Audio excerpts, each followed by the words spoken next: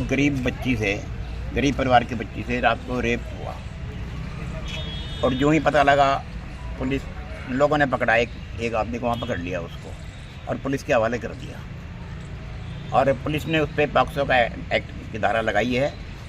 और हम ये पूरा समाज इकट्ठा होकर आया है, पूरे मोहल्ले वाले इकट्ठे होकर आए हैं भाई इस पे आगे क्या कार्रवाई हो रही है, इसके लिए थाने में आए हैं हम। और हम चाहते हैं भी ऐसी घटना फिर ना हो। और तो ये कहाँ का रहने वाला था ये जो लड़का? ये बिहार का बता रहे हैं ये। अच्छा, ये मतलब किसके यहाँ पे रहता था? ये खादी भंडार के सामने एक हवेली है, पुरानी हवेली है पन्ना लाल की। अच्छा, उसमें किराएदार था ये। तो इसका कोई वेरिफिकेशन या इस तरह की चीज़ हुई? वेरिफिकेशन हमारे सामने तो अभी तक कोई आई नहीं। पता चला कब रहने लगा था यहाँ पर, कब से रह रहे हैं? देखो जी, कोई तो कह रहा है जी 5-4 दिन से रहने लगा है, लेकिन कोई कहते हैं जी ये पहले बैंगलोर में रह रहा है लेकिन और किसी मोहल्ले में रह रहा था। हमारे को नहीं पता इस बारे में भाई वो रहता था नहीं रहता था, कहाँ रहता था, इस बारे में हम अननोन है। आज समाज के लोग आए हैं इकट्ठा होकर के, क्या मतलब मांग करी है आपने यहाँ पे? यही मांग की है भी जो भी बच्चे जो कानून के हिसाब से जो सजा मिलती है उसको बड़ी सजा दिलाई जाए। जो भी सजा है, सजा नहीं जी, सिर्फ फांसी लगनी चाहिए जी उसको। हमारी तो समाज में बहुत रोष है जी हमारे, यानी कि हमारे एक गरीब बच्ची और गरीब बच्ची के साथ ऐसा कार्य हुआ और 7 साल की बच्ची और उसके साथ ये बात। अब तो हम तो ये चाहते हैं, हमारा समाज तो ये चाहता है कि उसको फांसी लगनी चाहिए जी। बच्ची की हालत कैसी है?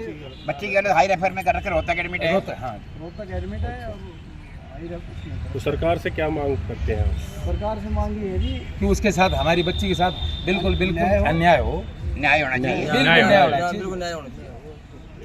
नहीं तो समाज यानी कि अपनी कार्रवाई फिर करेगा, अगर यानी कि हमारी यानी कि पुलिस नहीं करती तो।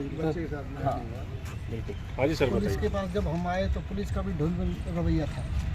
हमने उनसे मांग की कि भी आसपास के जितने कॉलोनियाँ हैं, जैसे इलीगल तौर पे रिमझिम कॉलोनी है जिसके अंदर वो ये जघन्य अपराध हुआ, उसके अंदर कम से कम भी 100-150 लोग रह रहे हैं, कि उनकी आईडी चेक करी जाए।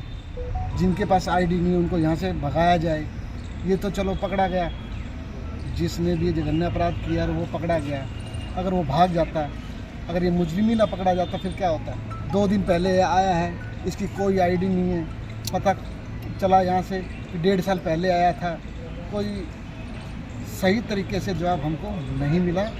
FIR नंबर 89 दर्ज हुई है, इसके अंदर कह रहे हैं कि पॉक्सो एक्ट लगाया गया है।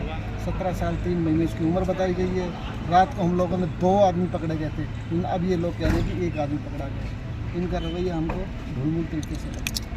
अच्छा, अब मतलब पहले 2 गिरफ्तार करे 2 थे गिरफ्तार किए और अब 1 बता रहे? अब 1 बताया। अच्छा, एक कोई आरोपी या मतलब दोषी बताया जा रहा है? हाँ, 1 को दोषी बनाया गया है। 17 साल 3 महीने उसकी उम्र बताई गई है।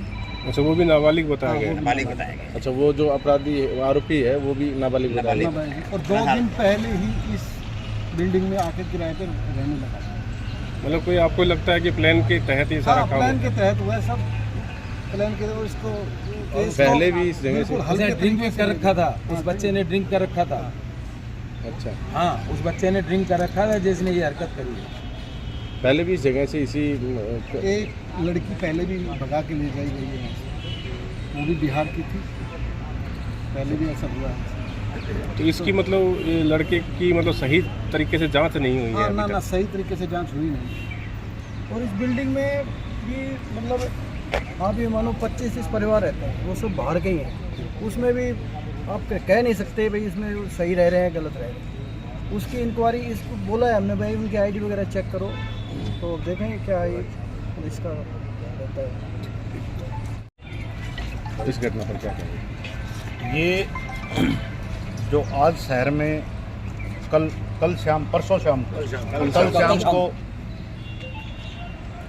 मैं तो ये कहूँगा कि इससे बड़ा शहर के लिए कोई शर्मनाक बात नहीं है कि हमारे महेंद्रगढ़ में हमारी बेटी जो कि नाबालिग है, सिर्फ 7 साल की बेटी, और एक व्यक्ति जो किराएदार है जिसका कुछ नहीं पता कि वो किस जाति का है, किस धर्म का है।